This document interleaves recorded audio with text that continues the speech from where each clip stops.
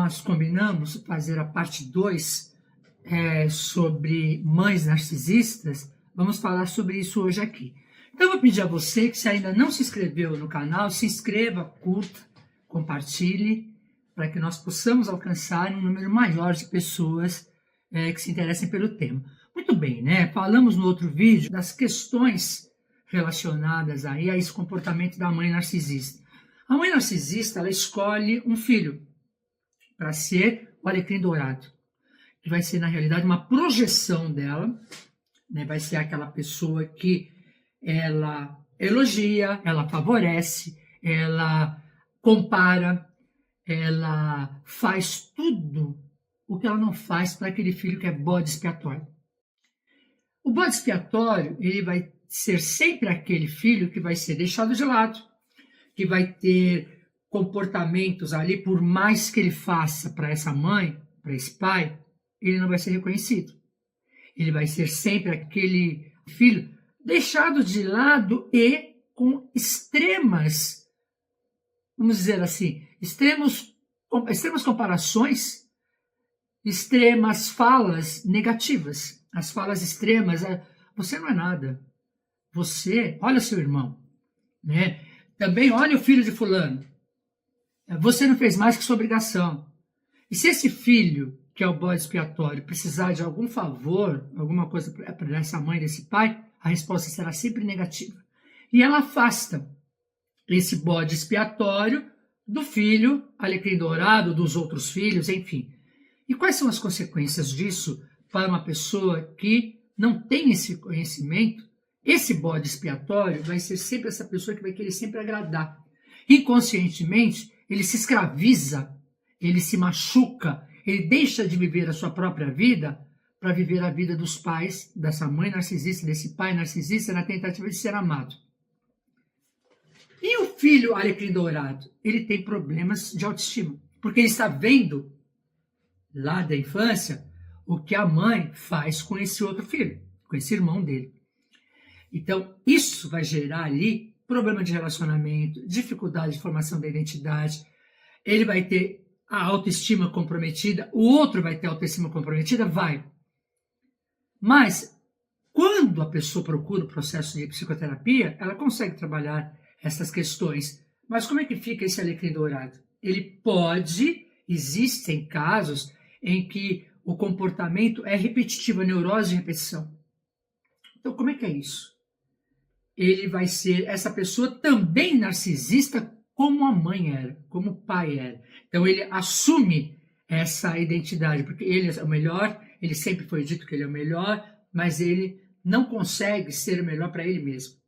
Então assim, ele é o melhor, ele é o mais importante, ele é mais interessante, tudo tem que ser ao redor dele, tudo tem que ser uma busca incessante para essa validação externa, porque ele com ele mesmo, ele não tem essa segurança. Porque essa segurança foi passada por essa mãe que, ao validar a identidade dele, as questões que acreditava ser importantes para ele, não validava do outro. E ele vai crescendo, vai observando que, poxa, mas será que eu sou mesmo tudo isso? Será que eu sou? Eu preciso ser. Só que a mãe narcisista, o pai narcisista, quando escolhe esse filho como alecrim dourado, é uma extensão dela mesma, né? Essa filha, esse filho que é o alecrim dourado, esse filho que é escolhido aí, é uma extensão dele, porém, todavia, contudo, para ele devolver a ela tudo que ela quiser. Então, as expectativas dessa mãe têm que ser validadas, porque, afinal de contas, esse filho é uma extensão minha. Então, ela não vê esse filho como alguém independente dela, alguém que tem uma vida própria, que vai ter escolhas. Não. Ele tem que escolher e acredita-se que muitas vezes essa relação escraviza esse filho que foi o alecrim dourado. Eu não diria nem acredita-se, é verdade. Acontece. Porque ele tem que suprir, ele tem que fazer, ele tem que ser o melhor, ele tem que fazer com que essa mãe não se frustre. Porque ele coloca essa mãe lá no pedestal. Essa mãe é a melhor, esse pai é o melhor. E ele vai tendo, então, esses problemas. Ele vai buscar o quê? Relacionamento. Alguém que ele possa dominar, repetindo o comportamento lá de trás. Então, normalmente, vamos dar exemplo aqui de homens, eles vão pegar mulheres dependentes emocional e é aquela pessoa que tem que buscar outras relações. O trabalho ele tem que ser visto como melhor e não admite que ninguém se coloque no mesmo patamar dele. Então ele se coloca muitas vezes ali numa situação de ser o melhor, ser o maior, ser o mais importante, mas ele tem o controle pelo poder, em algum cargo na empresa, poder pelo dinheiro, porque ele vai ter ali o que ele pode decidir ou não, os outros vão aceitar por conta do seu poder de chefia, seu poder de cargo na empresa, o seu poder financeiro. Em casa, nas relações sociais, nas relações familiares, não é muito diferente. Por ele ter essa necessidade de ser amado, de ser validado, ele acaba tendo muitas vezes comportamentos como se fosse ditador. Eu sou o dono da verdade. Copiando esse comportamento que ele recebeu lá atrás. E como é que fica esse filho que era o bode expiatório? Ele continua sendo essa pessoa mais cobrada, em que essa mãe acredita que ele tem que fazer tudo que ela, mãe, quer, abrindo mão da sua própria vontade enquanto ser na vida.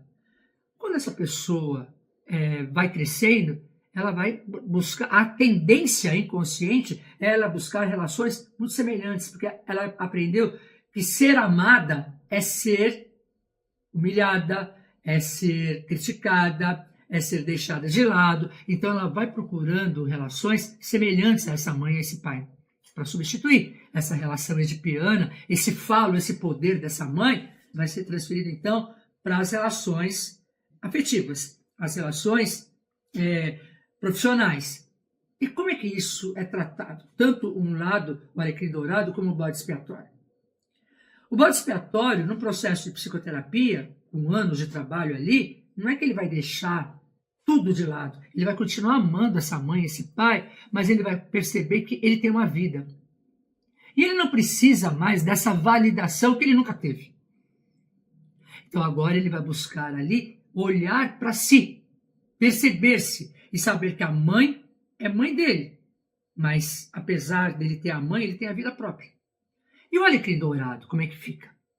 Se ele passa por um processo de psicoterapia, ele vai realmente conseguir se libertar dessas cobranças, dessas queixas, dessas necessidades dessa mãe, e no processo psicoterápico ele vai vendo que ele é humano igual outros e que ele não pediu para ser o escolhido e que ele não é o melhor em tudo. Ele é bom tanto quanto os outros irmãos, tanto quanto os funcionários da empresa dele, tanto quanto o parceiro dele, afetivo ali, como os amigos dele. Então ele vai começando, depois de um processo, o processo vai se desenvolvendo, ele vai vendo que ele não precisa mais fazer tudo que o outro quer, no caso a mãe, o pai lá atrás, para ser amado. Ele pode ser amado pelo que ele é e pelo que ele não é. Respeitado ali pelo que ele também não é e não consegue ser. Então, dentro desse tema que nós discutimos aqui da mãe narcisista, é desenvolvido em ambos, tanto no alecrim dourado quanto no bode expiatório, ansiedade, depressão, constante tensão emocional, o ambiente ali, ele compara sempre com aquele ambiente abusivo que ele viveu lá atrás, autodestrutivo. E o que é preciso, então? É preciso que essa pessoa busque o processo psicoterápico para poder estar elaborando e convivendo com essas questões. Porque essa repetição de se identificar muitas vezes com o agressor, com essa mãe que era a narcisista, ele pode levar e repetir isso para a família, dos filhos. Os filhos para os filhos, é a neurose de repetição, e vai indo, né? Então ele vai reconstruir sua autoestima, tanto um quanto o outro, tanto o bode expiatório como o alecrim dourado. E, aos poucos, ele vai percebendo que ele não é a extensão da figura da mãe. Ele não é a extensão da mãe. Ele tem uma personalidade diferente. Quando ele reconhece que ele é diferente, que a mãe realmente tinha essa personalidade narcisista, ele começa a crescer enquanto pessoa. Ele começa a se perceber e começa a desenvolver empatia, coisa que a mãe dele não tinha. Coisa que o filho que repete esse comportamento, ele também não tem empatia. Mas é camuflado de amor da mesma forma que era lá atrás a mãe. olha, eu te cobro, eu te elogio porque eu te amo. E eu não te elogio, eu te destruo, eu te rejeito porque eu te amo também. É disfarça, porque eu sou sua mãe e eu posso tudo. Enquanto os filhos percebem essa visão, que ela é do inconsciente coletivo, né? Que pai e mãe nunca estão errados, estão sempre certos, o sofrimento é maior. Quando no processo psicoterapêutico você percebe que não, mãe também erra, pai também erra, e está tudo bem e vamos seguir, aí sim existe o crescimento. Eu vou deixar então aqui um questionamento. Você já foi identificado em algum ambiente aí com pessoas narcisistas? Com mãe narcisista? Você teve pai narcisista? Você muitas vezes se percebe buscando essa validação externa para substituir a validação da sua mãe lá atrás? Eu espero que esse vídeo tenha feito sentido para você. Se fez curso, compartilhe e se inscreve no canal. Até mais.